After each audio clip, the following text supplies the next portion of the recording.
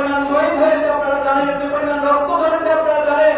আজকের এই রক্তগুলো দিয়ে শহীদদেরকে আমরা স্মরণ করবো, শহীদদের জন্য আল্লাহর কাছে আমরা দোয়া করবো, ফরিয়াদ করবো।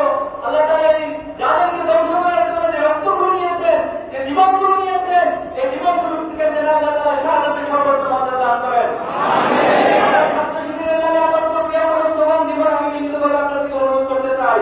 আমরা শুধুমাত্র সুবহানাল্লাহ পড়বো, আমরা আল্লাহর কাছে আলহামদুলিল্লাহ পড়বো, আস্তাগফিরুল্লাহ পড়বো, আল্লাহু আকবার পড়বো।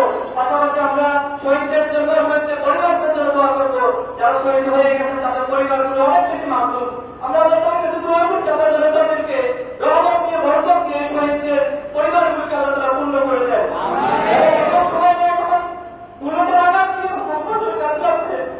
আমরা এই ভাইদের জন্য আল্লাহর কাছে দোয়া করছি, আল্লাহ তাআলা ভাইদেরকে সুস্থ করে দিন, আমাদের কাছে পরিপূর্ণ সুস্থ করে আবার ফিরিয়ে দিন। অনেক ভাই এখনো তারা গেছে, আপনারা জানেন এই জালেম সরকার তাদেরকে অনেক নির্যাতন করেছে, টর্চার করেছে, 7 দিন 8 দিন পর্যন্ত তাদেরকে রিমান্ডে নিয়ে নির্যাতন করা হয়েছে। আমরা আল্লাহর কাছে ফরিয়াদ করছি, দ্রুত সময়ে তারা আমাদের কাছে এই ময়দানে আবার সুস্থভাবে ফিরে আসবে ইনশাআল্লাহ। আমাদের উপস্থিত যারা অনেক মেহমানরাই আছেন, আমরা লম্বা না করে সংক্ষেপে শেষ করার জন্য এই পর্যায়ে আমাদের সামনে সর্বশেষ আজকের এই প্রোগ্রামের প্রধান অতিথি আলোচনা রাখার জন্য অনুরোধ করছি বাংলাদেশ ইসলামী ছাত্র শিবির মাজলুমদের কাফেলা, শহীদ কাফেলা